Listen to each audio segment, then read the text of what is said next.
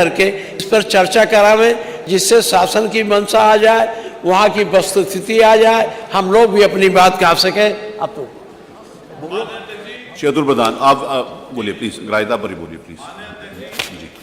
मैं आपका बहुत धन्यवाद और शुक्रिया अदा करता हूं कि हमारी ऐतिहासिक धरोहर श्री गांधी आश्रम, जिसकी शुरुआत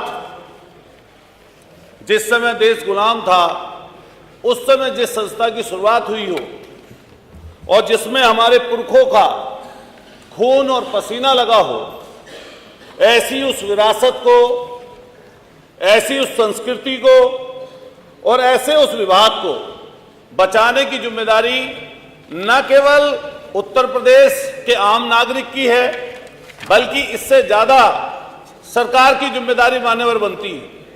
लेकिन जो गांधी आश्रम मेरठ का विषय नियम 56 के माध्यम से आज मैं आपके माध्यम से सरकार तक पहुंचा रहा हूं, वो सरकार की पूरी उस पोल पट्टी को खोलने का काम करती है जिसमें सरकार ये दम भरती है कि माफिया या तो जेल में होंगे या वो ऊपर होंगे, लेकिन इस गांधी आश्रम जमीन में अगर मान्यवर ठीक ढंग से जांच करा ली जाए, जैसा माननीय नेता प्रतिपक्ष जी ने कहा कि लगभग 3 बार माननीय मुख्यमंत्री जी के सामने नेता प्रतिपक्ष ने इस विषय को रखा और माननीय मुख्यमंत्री जी ने उसको स्वीकार भी किया, और माननीय मुख्यमंत्री जी ने जब इसको स्वीकार किया, उसके बाद जब शासन से मेरठ अधिकारियों को दिशा निर्देश मिले, वहां पर सिर्फ खाना पूर्ति करने के लिए 2-3 अधिकारी गए और उसके बाद में उस चीज को लंबित करके रखा गया। मान्यवर, लगभग 88,000 वर्ग मीटर का एरिया मेरठ में प्राइम लोकेशन पर ये श्री गांधी आश्रम की जो संपत्ति है, जो वहां की है, आपकी हमारी सबकी पुरानी साझा विरासत है, उस जमीन को कब्जाने के लिए उस संस्था में कुछ नए साथी जोड़े गए और उन शिक्षा माफियाओं के इशारे पर इस संस्था को खुद-बुद करने के लिए, जिसकी स्थापना 1920 में और आगे चलकर 1928 में जिसकी शुरुआत हुई, इतनी पुरानी संस्था को बर्बाद करने के लिए मान्यवर जैसे वहां के प्रशासन ने सबने आंखें मूंद रखी है। इसकी जांच कई बार आपके लखनऊ से, इससे पूर्व में मेरठ के अधिकारियों की तरफ से भी, वहीं पर इनके ऊपर एफआईआर भी मान्यवर दर्ज हुई है और उस एफआईआर में अभी तक कोई किसी तरह की चीजें सामने नहीं आई। मान्यवर, वहां पर रंगाई का काम जो होता था, जिसमें तिरंगा बनने का काम मान्यवर चलता था और तिरंगे की सप्लाई मेरठ से विदेशों तक होती थी, लेकिन आज उसी संपत्ति को खुद-बुद करते हुए, उसी रंगाई छपाई को बंद करते हुए, उस लैंड को इसी संस्था ने, इसी संस्था के कुछ ऐसे सदस्यों ने जिनके ऊपर एफआईआर दर्ज है, उन्होंने पेट्रोल पंप के लिए 29 साल 11 महीने को लीज पर दे दिया, जिसकी बाद में जांच हुई वो गलत पाई गई। उसके बावजूद भी वो लोग सदस्य आज तक वहीं के वहीं पे बने हुए हैं। मान्यवर, सीमांत गांधी पार्क 726 वर्ग मीटर में यहां पर था।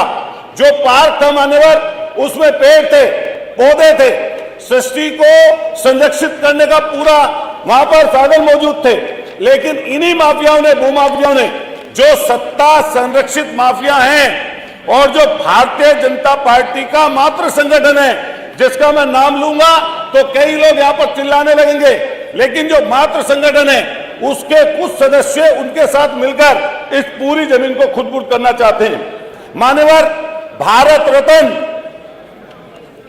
अब्दुल गफ्फार खान के नाम से पार्क है। इस पार्क को खुद-बुद करके इसको भी 39 साल 11 महीने की लीज पर इन्होंने देने का काम किया है। मान्यवर, मैं आपके माध्यम से सरकार से ये मांग करता हूं, ये इतनी बड़ी संपत्ति जिसकी सूचना कोई ना कोई नोटिस के माध्यम से वहां के जिला प्रशासन ने हमारे माननीय मंत्री जी को दी होगी, लेकिन मैं माननीय मंत्री जी से कहना चाहता हूं, आप भी यही चाहते हैं कि सरकारी संपत्ति खुद-बुद ना हो, हम भी यही चाहते हैं सरकारी संपत्ति खुद-बुद ना हो। आपकी तरफ से ना जाने माननीय मुख्यमंत्री जी कितनी मीटिंगों में, कितने प्रेस के माध्यम से बात बोलते हैं, कि जो सरकारी जमीन की तरफ को देखेगा, जो सरकारी जमीन की तरफ को निगाह लगाएगा, या तो उसे उल्टा टांग दिया जाएगा या उसका घर तोड़ दिया जाएगा। ऐसे पूरे प्रदेश में लगभग 50 से 55 गांधी आश्रम की जमीनें हैं। लेके आपके बनारस से लेके गोरखपुर से और उधर सहारनपुर तक चले जाइए, उधर बुंदेलखंड से लेकर और आप हमारे मेरठ तक चले जाइए, पता नहीं कितनी लाखों करोड़ की संपत्तियां हैं। मेरठ की भी संपत्ति का आकलन अगर मान्यवर आप करें तो लगभग 2500 से 3000 करोड़ की संपत्ति है, जिस पर उन गिद्धों ने नजर लगाई हुई है। आपकी भी मंशा अगर यही है कि उन माफियाओं को समाप्त किया जाए, उन माफियाओं को ठीक किया जाए, तो मान्यवर अगर वो सूचना अधिकारी आपको गलत देते हैं तो उनके ऊपर कार्रवाई भी करने का काम करना। मान्यवर, मैं आपके माध्यम से कहना चाहता हूं, जो ये गांधी आश्रम की जमीन है, इसको बचाने के लिए पिछले 3 साल से हमारे अनंत देव कौशिक, वहां के कर्मचारी लगातार 3 साल से मान्यवर धरने पर बैठे हैं।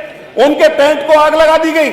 वो जब धरना देते हैं उनको प्रताड़ित किया जाता है, पुलिस उनके ऊपर अलग से दबाव बनाती है, इनके गुंडे अलग से दबाव बनाते हैं और मान्यवर वो लोग परेशानी और दिक्कत की हालत में, गर्मी में, सर्दी में, बरसात में उनके टेंट को जला दिया गया, फिर भी वो लोग उस संपत्ति को बचाने के लिए वहां पर खड़े हैं।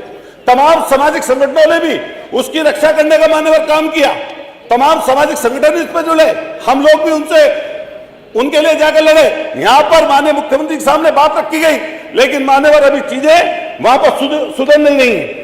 मान्यवर, मैं आपके माध्यम से कहना चाहता हूं कि एक तरफ लघु और कुटीर उद्योग की बात होती है, मेक इन इंडिया की बात होती है, जब इतनी बड़ी मात्रा में लोगों को वहां से रोजगार उपलब्ध होता था, जमीनें वहां पर आपके पास हैं, तो ऐसे में उसको क्यों किया जा रहा है।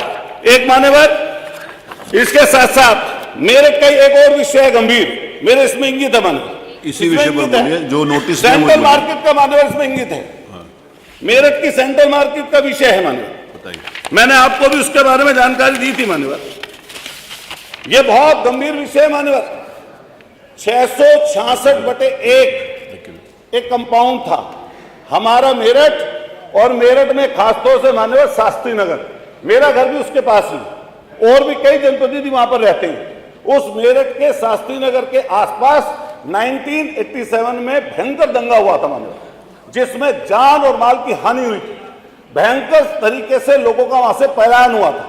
उसके बाद में जो वहां पर रेजिडेंशियल इलाका है, उसमें छोटी छोटी मान्यवर दुकानें करते हुए कई व्यापारी अभी आने वाले समय पर, क्योंकि 35-38 साल बीत गए, वहां पर रेजिडेंशियल जगहों पर, जैसे पूरे प्रदेश में जगह जगह पर है मान्यवर, तो अपनी छोटी छोटी दुकानें बना ली।